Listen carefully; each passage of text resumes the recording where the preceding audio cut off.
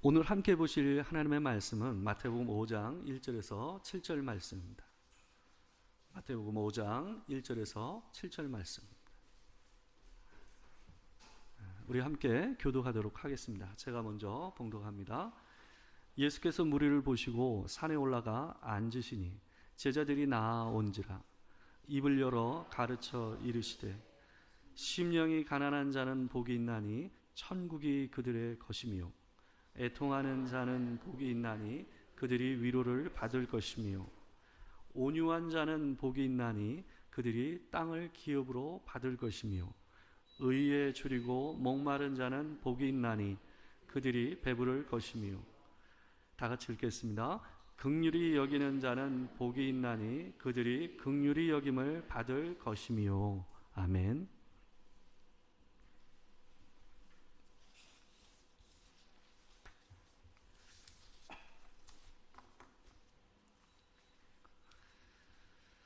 오늘은 마태복음 5장 1절에서 7절 말씀을 가지고 긍휼히 여기는 자라는 제목으로 하나님의 말씀을 전하도록 하겠습니다.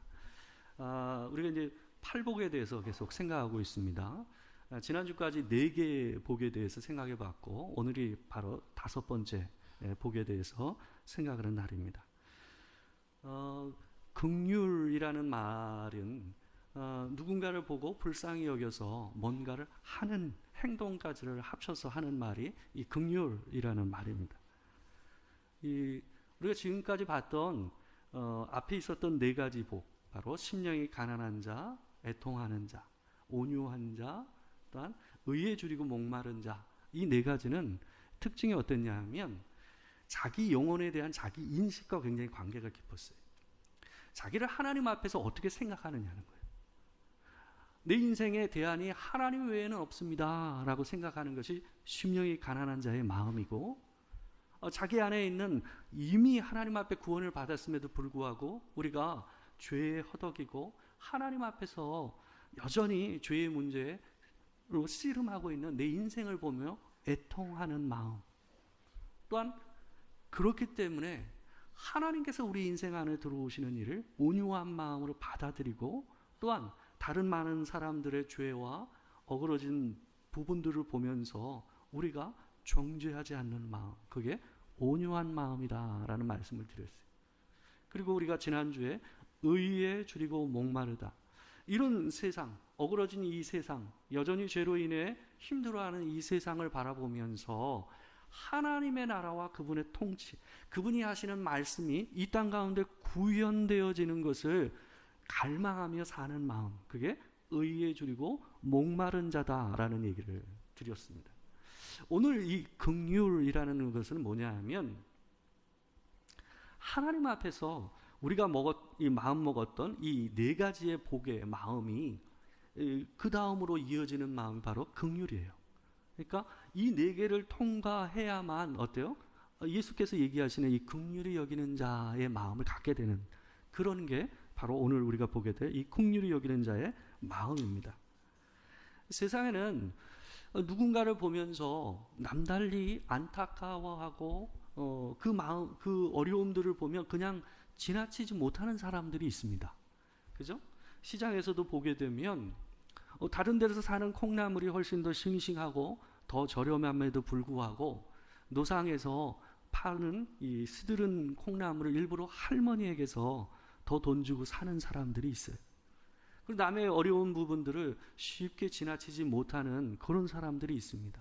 얼마나 귀한 마음입니까? 좋은 마음이요. 그것 또한 하나님께서 처음 사람을 창조하실 때 사람 안에 주신 그 마음입니다. 그렇지만 오늘 본문에서 예수께서 우리를 향해서 긍휼히 여기는 자라고 얘기할 때 이 긍휼은 좀 달라요. 여기서 얘기하는 긍휼이라는 말은 이 자신이 하나님 앞에 이미 긍휼을 받은, 충분히 긍휼을 받은 자요, 또한 지금 현재도 하나님의 긍휼하심이 없이는 살 수 없는 자라는 것을 인식하고 사는 사람 안에서 나오는 긍휼이에요. 이게 좀 다르습니다. 일반 자연인이 그냥 이 세상의 어려운 사람들을 보며 안타까워하고 그들을 돕는 마음이 아니라 자기가 하나님 앞에 죄인이요, 또한 하나님께서 은혜 가운데서 나를 구원하셔서 내가 긍휼하심을 따라 나를 살려주셨다.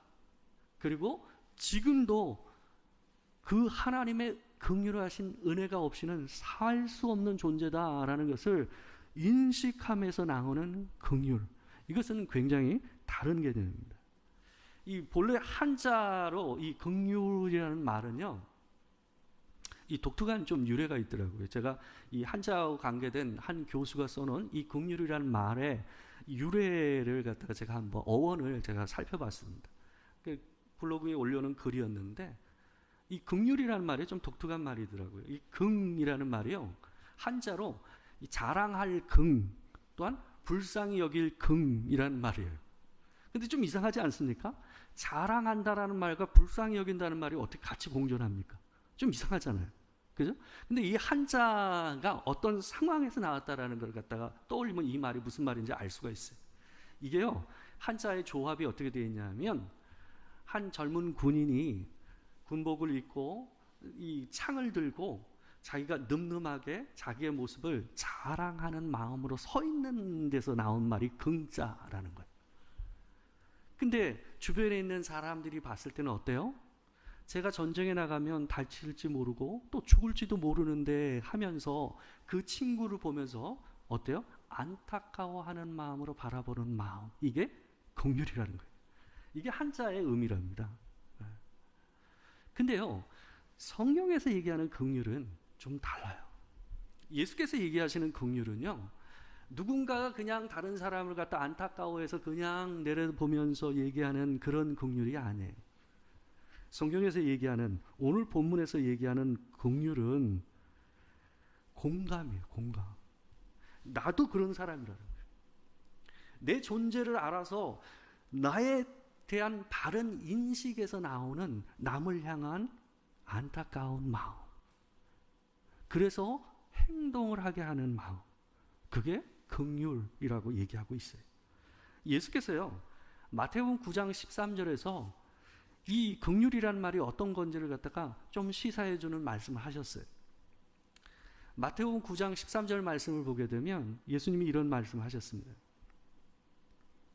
종교적인 의식에 열심을 내지만 일상 삶 안에서는 다른 사람을 보면서 긍휼히 여김이 없는 이 사람들을 향해서 예수께서 이렇게 얘기하시는 거예요. 너희는 가서 내가 긍휼을 원하고 제사를 원하지 아니하노라 하신 뜻이 무엇인지 배우라. 나는 의인을 부르러 온 것이 아니요 죄인을 부르러 왔노라 하시니라. 여기 보게 되면 너희는 가서 한번 곰곰이 생각해 보라는 거예요. 내가 긍휼을 원하고 제사를 원하지 아니하노라. 이게 호세아서에 있는 말씀이거든요.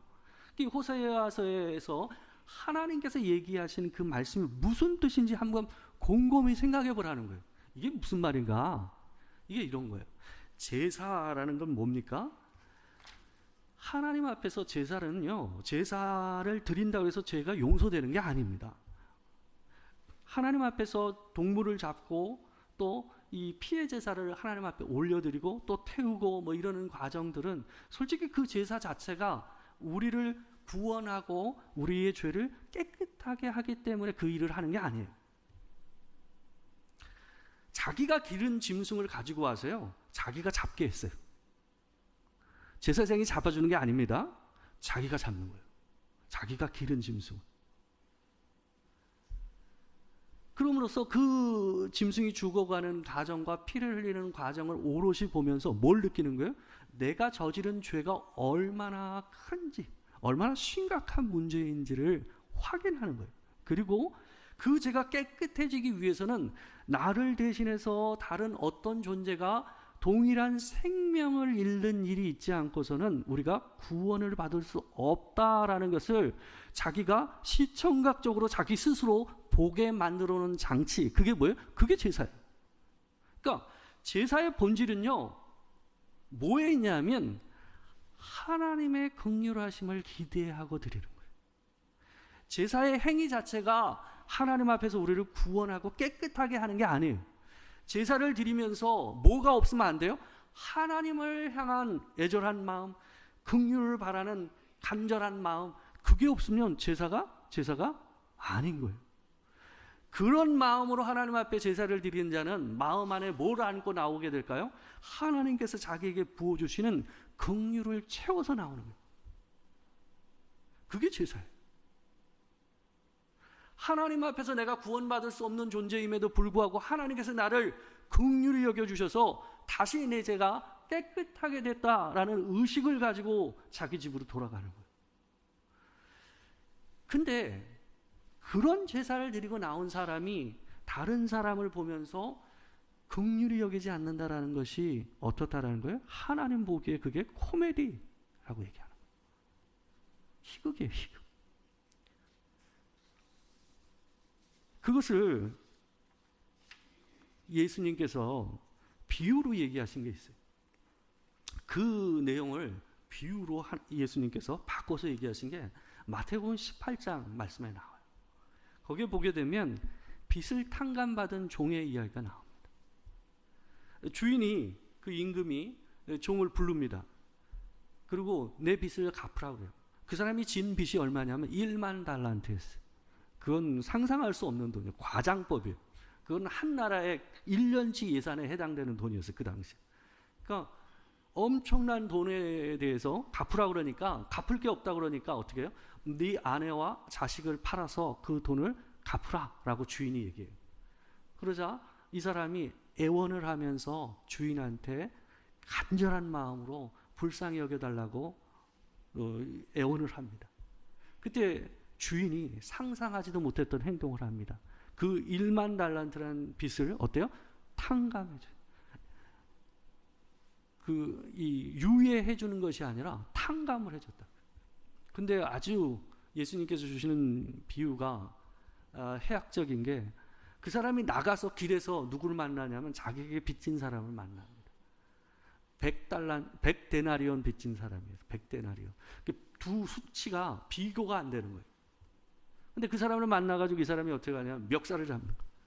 멱살을 잡고 그 빚 갚으라는 거예요. 근데 이 사람이 자기처럼 애절하게 얘기하면서 내가 갚을 테니 좀 기다려달라고 애절하게 얘기하는 거예요. 근데 이 사람이 어떻게 해요? 그 사람은 감옥에 가둬버려요. 그 소식을 주인이 듣고 그 사람을 다시 불러서 하는 말씀이 비유의 마지막이에요. 우리 같이 한번 읽어보겠습니다. 자, 시작. 이에 주인이 그를 불러다가 말하되, 악한 종아, 내가 빌기에 내가 내 빚을 전부 탕감하여 주었거늘 내가 너를 불쌍히 여김과 같이 너도 내 동료를 불쌍히 여김이 마땅하지 아니하냐 하고. 이게 긍휼이에요. 이게 예수께서 얘기하는 긍휼이에요. 내가 받은 은혜가, 내가 받은 긍휼이 너무 크다고 생각해서 나오는 게 긍휼이에요. 1만 달란트, 100달러. 이렇게 생각하시면 돼요. 로또가 당첨됐어요. 여러분이 로또 당첨됐다고 생각해 보세요. 근데 로또가 당첨되는데 주변에 있는 사람들이 장 목사 밥 한 끼 사. 안 사겠어요? 그 마음이에요. 너무 큰 금액이, 돈이 한꺼번에 순간 생긴 거예요. 근데 누군가 나보고 커피 한 잔 사라는데 커피 안 사겠어요? 욕먹죠. 그게 예수께서 얘기하시는 말씀이에요. 그게 긍휼이라는 거예요. 아리스토텔레스가요, 한 남자에게 질문을 받았습니다. 한 사람이 와서 아리스토텔레스한테 이렇게 물었다고 합니다. 세상에서 가장 어려운 일은 무엇입니까? 라고 물었어요. 그렇다 그 질문을 받고 이 아리스토텔레스가 뭐라고 얘기했냐면 나를 아는 겁니다 라고 얘기했어요. 나를 아는 것이 가장 어려운 일입니다 라고 얘기했어요. 그러자 이 사람이 다시 아리스토텔레스한테 물었답니다. 세상에서 가장 쉬운 일은 그럼 무엇입니까? 라고 얘기했어요. 그게 뭐라고 대답을 했을까요?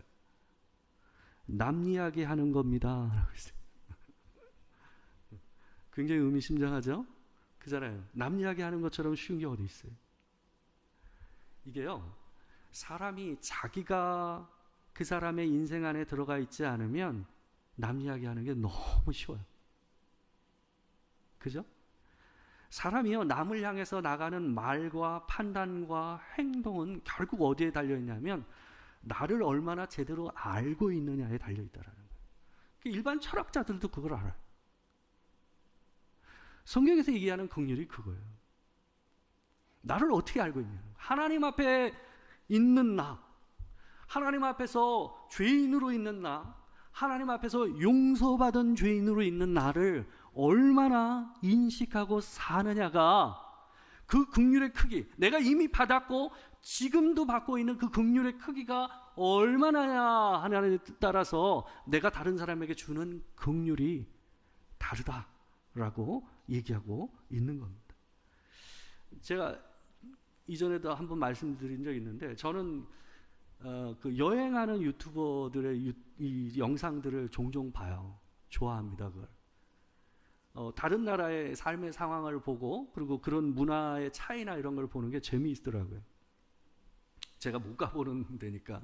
그래서 재밌는데, 근데 되게 여행 유튜버들이 이 젊은 사람들이 많습니다. 대개는 젊은 친구들이 여행을 다니면서 그걸 하거든요. 근데 제가 한 몇 달 전에 처음 보게 된 한 유튜버는 60대 중반이었어요.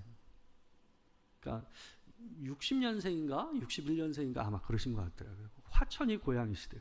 우리 조현욱 권사님하고 고향이 같아요.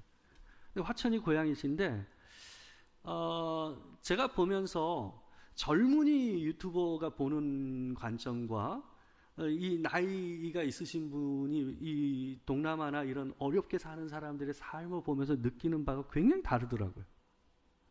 이분이 너무 어려워가지고요, 정규 학교 과정을 다닐 수가 없었대요. 그 나중에 검정고시로 공부를 하고 결국은 공부를 열심히 해가지고 아마 이 강원도청에 있는 교육국장까지 하신 분이시더라고요. 근데 이분이요, 그 동남아에 있는 아이들이 먹을 것이 없어서 깡마르고 그런 가운데서 학교도 못 가고 작은 물건들을 팔고 있는 아이들을 보면서 이 양반이 눈을 떼질 못해. 그 아이들을 도와줘요. 근데 돕고 나서도 이 양반이 다시 그 아이를 갖다가 눈에 밟혀가지고 다시 가가지고 그곳에서 그 아이를 다시 돕는 장면들이 여러 번 나옵니다. 이 양반이 그 아이들을 보면서 많이 우세요. 왜 울까요? 자기를 보는 거예요. 자기도 그렇게 자랐다라는 거예요. 또 그 아이를 보면서 막 자리를 옮기질 못하죠. 그러니까 한국에 왔다가도 그 아이가 눈에 밟히니까 다시 또 거기 가가지고 또 6개월 만에 다시 또 그 아이를 만나고 그런 일을 하는 것을 제가 보았어요. 이분이 뭐든 잘 드셔요. 거기 동남아나 이런 데 가게 되면 돼지 뇌, 뭐 온갖 곤충, 전갈, 뭐 바퀴벌레까지 다 잡아먹잖아요. 무슨 여러 가지 종류의 곤충들 아시잖아요. 근데 이분은 꺼리낌이 없으세요. 그냥 드세요. 토끼고기 뭐 다 드시더라고요. 근데 그런 걸 드시면서 종종 우세요. 왜 그럴까요? 자기가 어렸을 때 그거 먹고 자랐다는 거예요. 자기가 먹을 게 없어가지고 그거 말고는 단백질을 보충할 게 없었대요. 그러니까 아무거나 잡아가지고 자기도 구워서 먹고 그랬다라는 거예요. 그러니까 동남아에 있지만 지금 우리의 형편하고 너무 다르지만 그 사람들의 삶의 상황이 어때요? 그들의 먹거리와 그들의 형편이 자기예요, 자기. 그러니까 이 양반이 거기에 눈을 떼지 못하는 거예요. 근데 젊은 친구들은 그게 잘 보이지가 않아요. 그러니까 훨씬 후퇴되어 있고 낙후되어 있고 또 가난하고 불편하고 또 더럽고 때로는 혐오스러운 그런 것들을 그냥 날로 표현해요. 왜요? 그런 걸 경험해 본 적이 없으니까. 그 마음이 어떤 마음인지, 왜 그것까지 먹어야 되는지를 이 친구들은 모르니까요.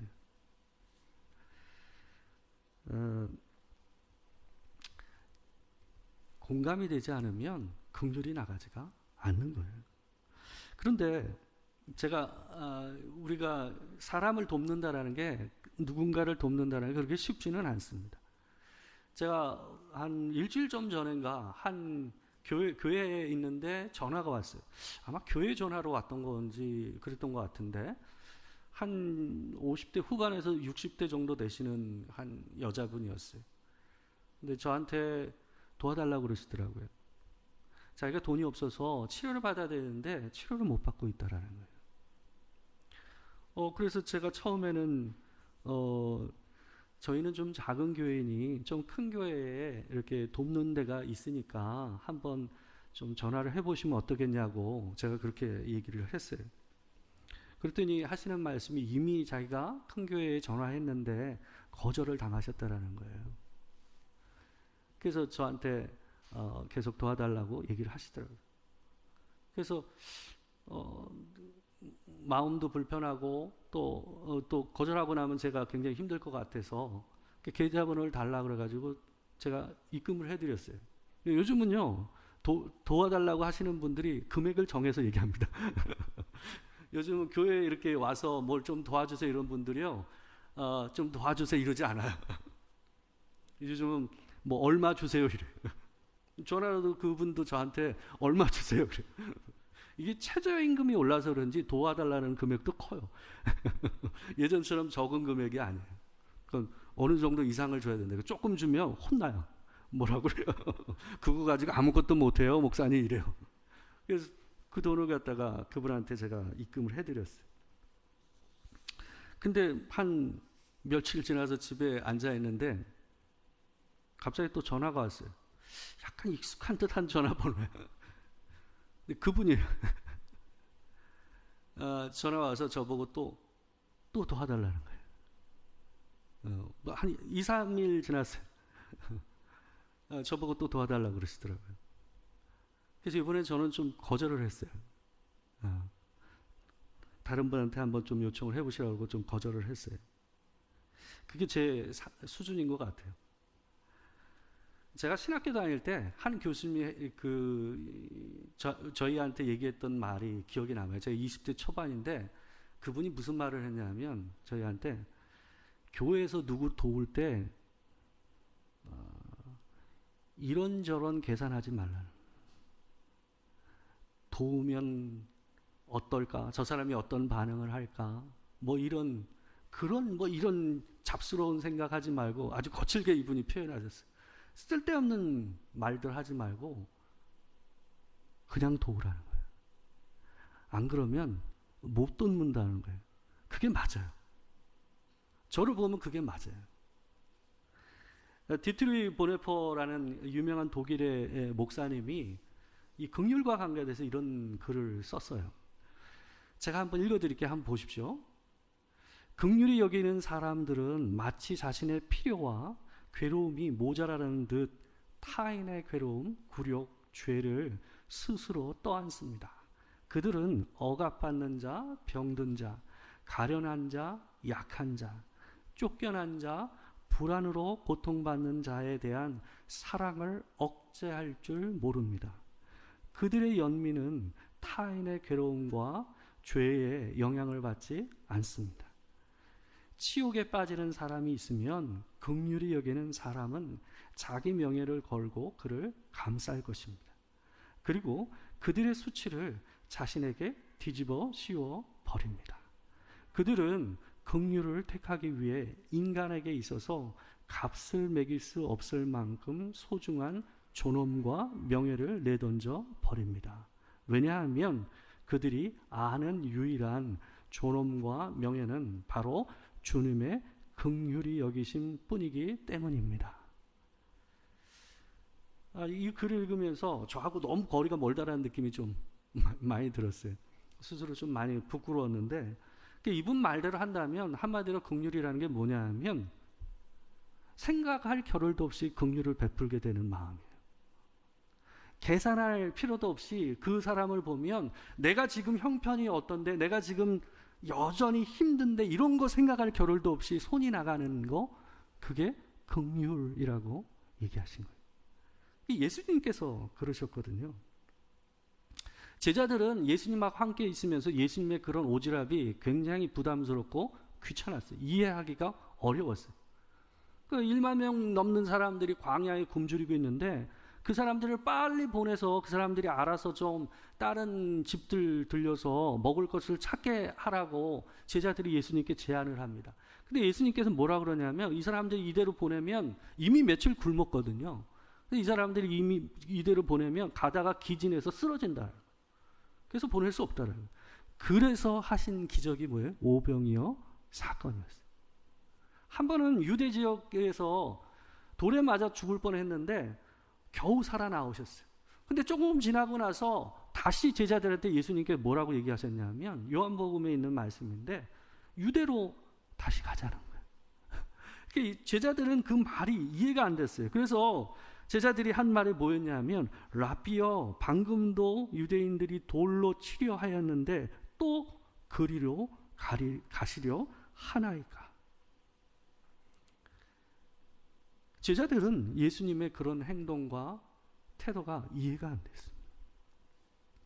그런데 그곳에 당신이 가르쳐야 되고 또 구원해야 될 영혼이 있으니까 예수님은 가신 거예요. 그게 긍휼이라고 예수님은 얘기를 하고 있는 겁니다. 마태복음 10장 8절에서 이렇게 얘기하셨습니다. 우리를 그 제자들을 파송하시면서 하신 말씀이에요. 우리 같이 한번 읽어보겠습니다. 자, 시작. 병든 자를 고치며 죽은 자를 살리며 나병한 자를 깨끗하게 하며 귀신을 쫓아내되 너희가 거저 받았으니 거저 주라. 주께서 우리에게 하시는 말씀입니다. 너희가 거저 받았으니 거저 주라. 거저 받았다고 작은 게 아니잖아요. 그죠? 그런 것 같습니다. 주께서 얘기하시는 긍휼은 내가 어떤 긍휼을 받은 자인지를 알면 너희가 긍휼히 여기게 될 것이다 라고 얘기하고 있습니다. 여러분 안에 있는 그 긍휼을 이 세상 가운데 드러내는 그런 은혜가 있기를, 그런 복이 있기를 주의 이름으로 축원합니다. 아멘.